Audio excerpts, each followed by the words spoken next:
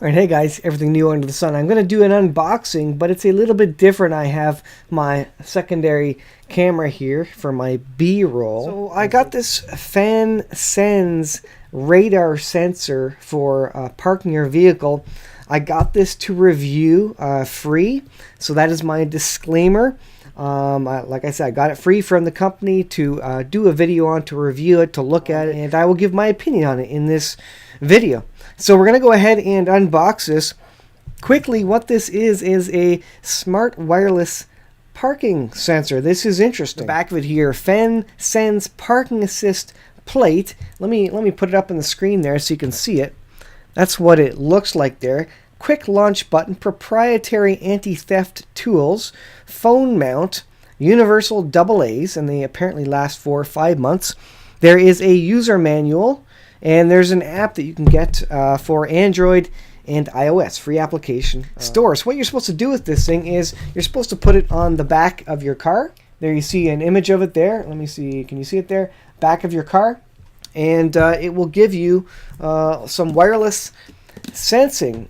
So it requires no wiring or complex setup. That is nice. I hate running wires through my vehicle, so that's nice that it doesn't require that. Universal AA's, and the good part about this, because I live in Canada, is that it lasts or it works between minus 40 degrees Fahrenheit and 140 degrees Fahrenheit, so that's nice.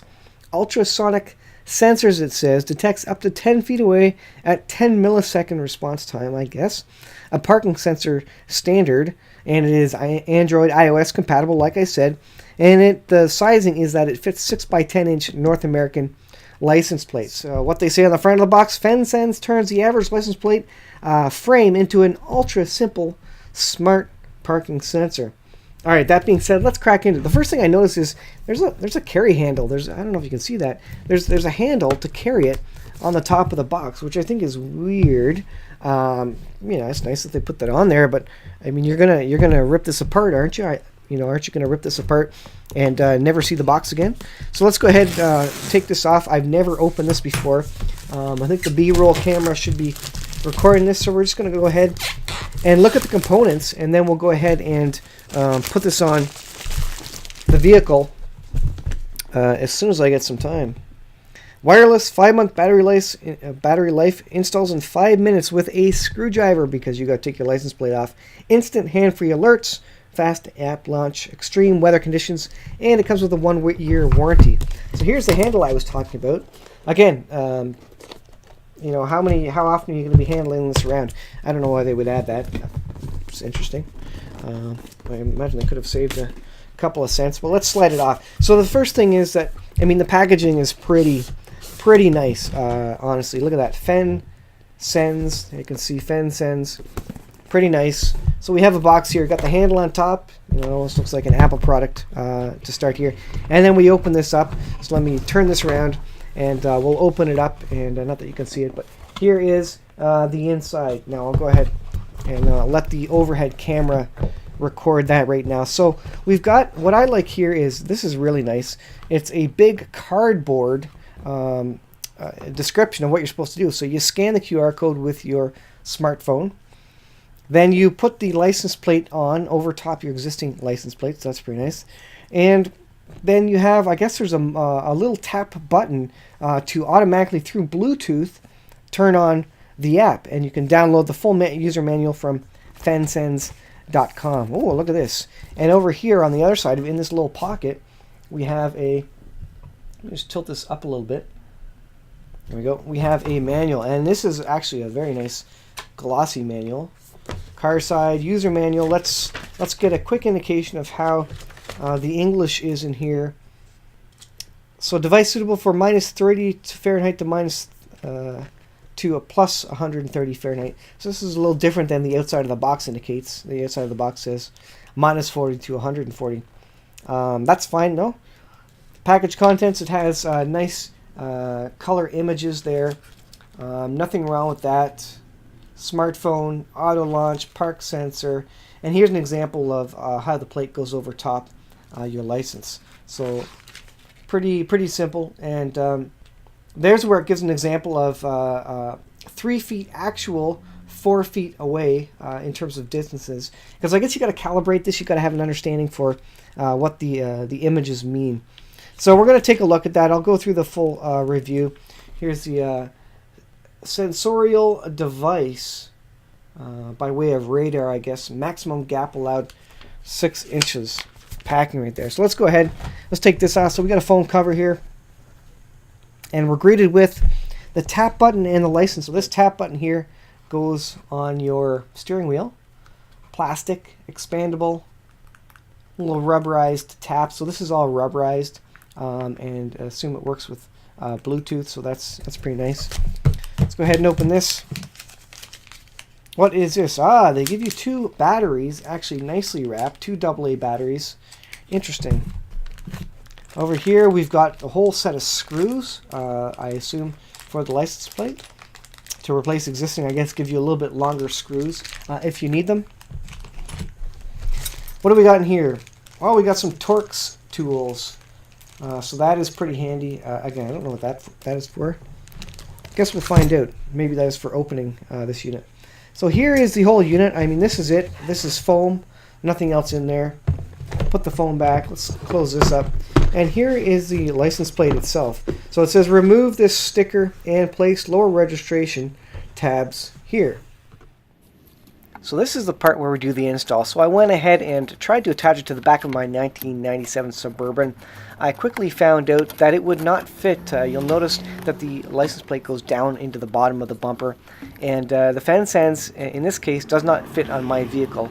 So there you go. So I had to do something else with it. Now in the front of it you do put the AA, so I didn't show that part, but that's where you put them in that, and you can see how fat it is. Here, looking at my GMC Suburban, my front bumper was actually curved, so I couldn't actually put it on my front bumper either. So that's a bit of a fail. So what I ended up doing was simply taping it to the bumper, and I proceeded with the tests like that. So in this case, just make sure that you know it's going to fit your bumper. Look at the size of the plate and the thickness. It's about an inch in depth. Here is a look at the tap button going on the steering wheel. Again, it's all rubberized. It just fits. And it connects via the iBeacon protocol, I believe it is.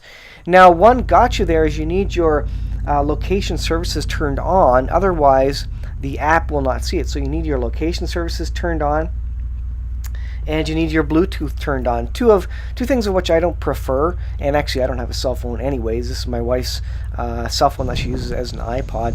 So here's an actual demonstration of it where I'm pulling up to the Airstream, which is a curved metallic object, which is really hard for things, because that could deflect radar signals and such. And this worked really well. So you can see as I get close to it, the bars go down, and I pull away, and the bars increase to orange and then to green. Of course, that's showing on the back of my vehicle. I had it on the front. I didn't switch the sensor around. Here's a test where I was pulling it ahead into some trees. I wanted to see if it noticed the branches.